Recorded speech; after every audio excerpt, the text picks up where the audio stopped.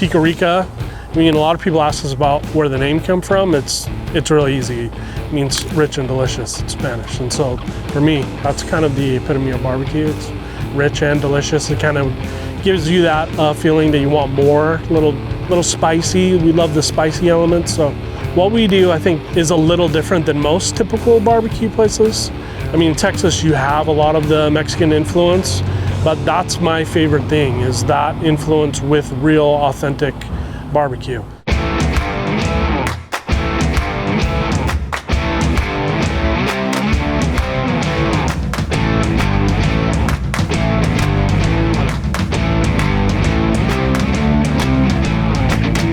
Alrighty guys, today we are in hot, beautiful St. George, Utah, doing a quick little story on Pica Rica.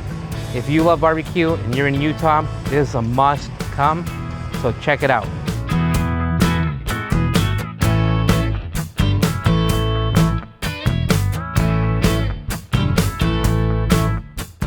When I was probably 12 years old, and our family used to go to a barbecue restaurant in Salt Lake City, South Jordan, called Joe Morley's. At the time, I thought it was like amazing barbecue, because I didn't know any better. Growing up in Salt Lake, there's not like barbecue culture, there's none of that there. In Utah, there's not really any kind of barbecue culture. It's just, you have these kind of places that are like okay, right? But that place was special, and growing up, I realized why it was special. It didn't really have anything to do with the food. It had to do with like how my family and how the people there made us feel. And that's what I love about restaurants in general. That's the most important thing for me, is how people feel when they come in and how they feel when they leave. And you can create that around all types of food.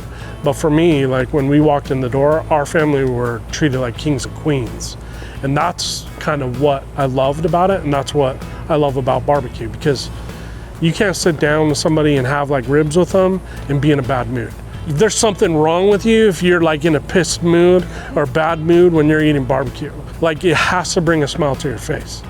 It just is the way that it is. And so having the community and that feel and family and all that stuff, that's barbecue, and that's why I love it. I mean, there's thousands of options for people when they go out to eat, and just the fact that they picked you to go into your restaurant over all of the other choices that they have is a really special thing. And so we can't take that for granted at any point. So it doesn't matter who's walking through that door. They are the most important person to us at that moment, because they chose us. And we have to make that something that is really special to them, because if not, then they'll go somewhere else. But if we can get them in the door and make them feel special and make them realize that, like, hey, these people care about us as a person and people and as a family and whatever, then they'll come back.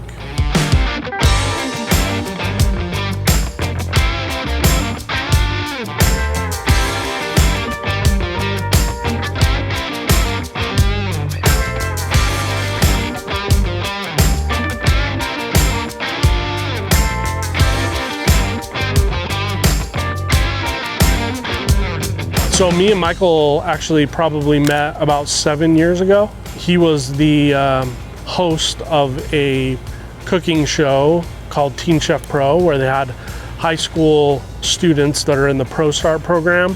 They had them compete on like kind of a reality show, and they had judges, and they'd bring in chefs and people that are in restaurants to kind of judge the food that these kids were putting out. And the winner of that show got like a full ride culinary scholarship to Johnson & Wales, which is a really big deal.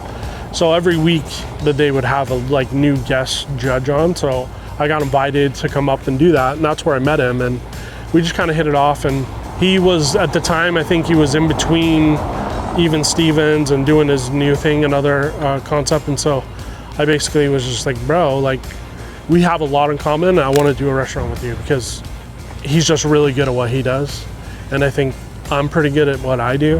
And when you have a team, right, you know, Michael Jordan, Scottie Pippen, whoever it is, then I think you can go a long ways. And we're on the same page with a lot of stuff. So he's awesome, one of my really good friends. But yeah, that was about 7 years ago. And we thought of Pica Rica, and I brought it to him, and like, I want to do this concept, this is what it's called, about 5 years ago. So it literally took us about 5 years to get this up from the start. And I'll tell you a really funny thing about that. 5 years ago, we came up with like, you do a pro forma, right? About what you think it's gonna do revenue wise and all that stuff, the financial side of when you open a restaurant. We did that 5 years ago. And so we've just been open for a year now. We came within $10 of our first pro forma that we did 5 years ago. That's unheard of, and it's just shocking that we were that close, but also that we really believe that barbecue could actually go in Utah. I love restaurants, I love the other stuff that I've been involved in, but this is my passion. Yeah. You know, and I know that there's, I mean, I didn't go after it because I know there's a hole in the market. Like, I went after it because I knew that there are people that need to enjoy this kind of cuisine that have never tried it unless they've gone to another state or another community. Like, there's a lot of places that have been doing an OG style in Utah, like Cam at Bam's. I love him. I love what they do or whatever. This is a different kind of barbecue because, you know, not all barbecues created equal. Yeah. You know, there's the stuff that's like done in-house and craft, and that's what we do. But there's other stuff that's like still good, but they just don't do the same thing. They may buy barbecue sauce. It's okay, right? I have no ill will towards any of that stuff, but what we do everything from scratch. And we do everything where the value is the product. I've lived here for 13 years, and I think that the other part of it too is like my mentality is like, if you can do barbecue in St. George and people get it, then you could probably do it anywhere. Why wouldn't that work in, San Diego? There's not really great barbecue down there. They have some good Southern, like Heritage and all that stuff down there. They're doing some good stuff now, but if you can do it here, why can't you do it anywhere else? And the community is the most important thing to me. Really, the reason why I'm in restaurants is so I can impact and influence people. Most of that's like the people that work for me and the people that walk in the door. So the community is a big deal for me. If they can support us and what we do and they get it, you know, if I can do it here, I can do it anywhere. I can taste the sesame oil. Say cheese. One of the sauces. This guy's been saying say cheese all night. He's taking the ice cream to eat for lunch. She is the boss. There you go, yeah.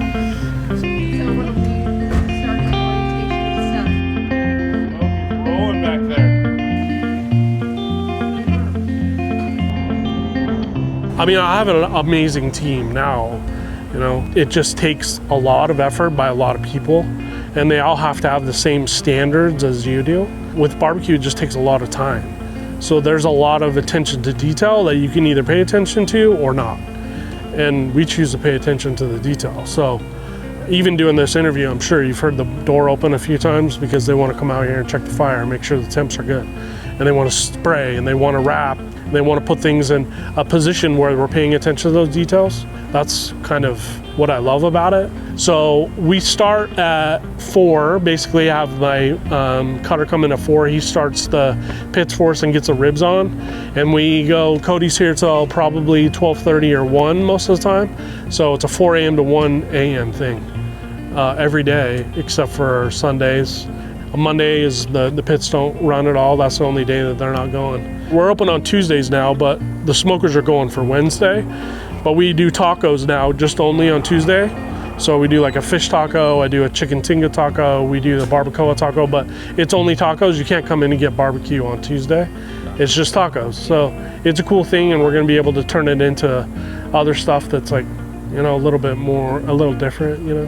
What we do is we say, this is what we're gonna do, and this is how it's gonna be. Whether it's that, like measuring how far a table is from the next table, or it's, you know, the exact amount of fat in a sausage compared to the amount of meat, or whether it's like we put all of the seasoning on the meats and stuff first before we put the pepper on, because I want all that stuff to stick, right? And so we do a separate. It's a lot longer, but that's the attention to detail that we pay. So the standard is up here, and everybody either gets to that standard and they understand it and they want to be in part of it, or they don't. And naturally those people just kind of weed themselves out, because if you're not at that level and you don't really care about that standard and doing something completely different or trying to do it different than everybody else, then this isn't the place for you, you know?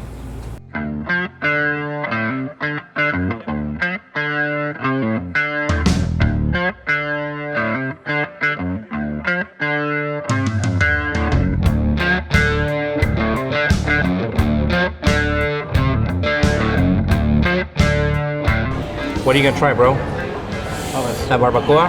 I'm gonna try some of this burnt end. Do it. We got the smoke show sign in the back. Is that fire or what? Wow. Fire's freaking good. Hell yeah. Wow, wow, wow, wow, wow. That doesn't even need any explanation. It's just tender, juicy, Fire. perfect little bite. Check it out, guys. He's got the barbacoa, esquites, turkey, burnt end, lean, and potato salad with chips. You have to get the beef tallow tortillas. Guys, check it out. Jason just brought out a quarter chicken, smoked, and then I forgot the sauce, but it looks insanely good. I'm gonna take a bite. Oh man, it's so good, so hot. You ready?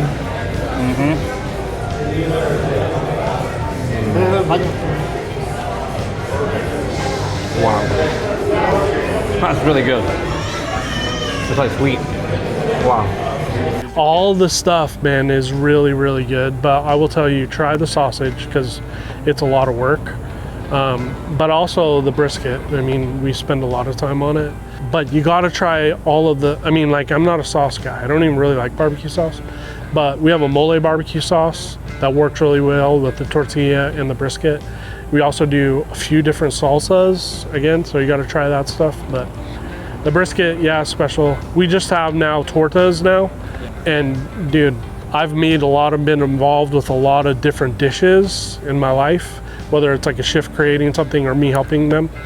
Our tortas that we have now are probably the best thing that I've ever done, because we make the telera bread, we make the aioli that's going on it, we make the salsa that goes on it, we make the pickled cabbage that goes on it, and then you're talking about a 16 or 18 hour brisket chopped up by hand going on a torta, or smoked carnitas that we're doing for 18 hours, or smoked ham or turkey, like all of it on this torta bread is just, I don't know, man. They hit totally different. And we have barbecue sandwiches. Yeah. People love them. We have one that has sausage on it and coleslaw or whatever. That's great. But our tortas, I feel like, are just next level. Well, with barbecue, I mean, you're always shooting for a perfect brisket.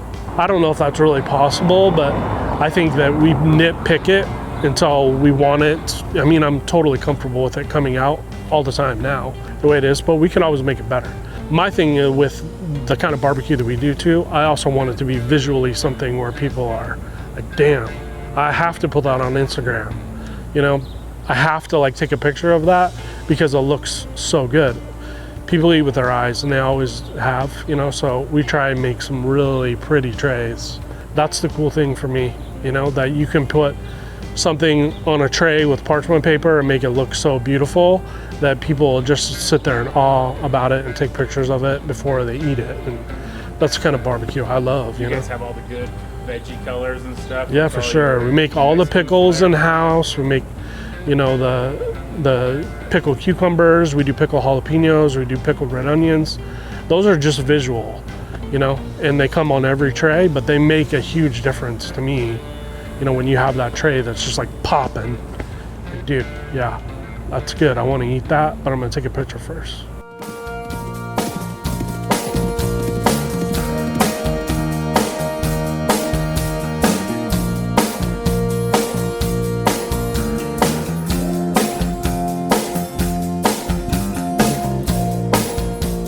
Restaurants are really hard because you'll have a day where you're planning to have, I'll give you an example.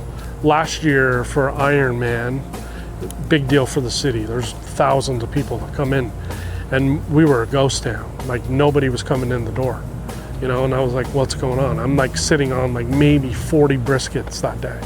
So we're trying to get people in the door and tell them about it because it's a little bit different. People don't want to drive down here because the roads are closed and that kind of stuff, but we were planning on people walking through the door. But I remember at the end of that day, I was just like, dude, what gives? There's all these people that are walking by and saying, oh, it's amazing, what? And they just keep going. But I think you just have to learn from that. And my mentality again is like, okay, next Ironman, we'll see what happens. You know, we're gonna change this game, you know? And literally, like, Ironman was a week ago, and the city does a great job with it. Doesn't have anything to do with like what they're not doing, but has everything to do with how hard we had to work last week when they came. Every restaurant in this block was closed. They closed because of what happened the year before. We stayed open, but we were out there like, dude, I hate to have the analogy of like the guy in the banana suit trying to get people in the door, but we were literally doing that. Yeah. We had people out at the curb like, try the brisket. This is what we offer. Here's a grab and go. And we got people to come in the door, and they're like, oh, cool, we'll come in. You have a real menu, and like this smells amazing. I want to try it. So we did double the amount of revenue that we did the year before, just because we put forth the effort. And I think we were just really intentional about like, this isn't going to happen again. We're going to win this day. And I think that's kind of the mentality that a lot of people in restaurants in general take it off. Like, today, I'm going to win the day. That doesn't mean that everything is going to go perfect that day, but I'm doing everything I can to make sure that I come out on top. And you have a bad day, everybody does, man. You just got to wake up the next day and be like, it's not happening again. I'm not going to let it happen. I'm going to get through it no matter how hard it is. So if I do a 1 o'clock a.m. I'm wrapping briskets or something, it's happened in the beginning a lot. And I had to get up at 4:30 to be here again. That's it. I'm doing it because that's what I chose to do, but also like people like you are coming in the door and they expect something to be that amazing. That's enough motivation for me to like go multiple days without sleeping, because we're going to win the day. We're going to show people that barbecue can work in Utah. And we're not going to do anything else until that happens. I mean, Daniel Vaughn will walk through this one day. Yeah. I promise you. And he'll say like, dude, this is good barbecue. And I'll just drop the mic probably and retire and just like, all right, see you. That's awesome.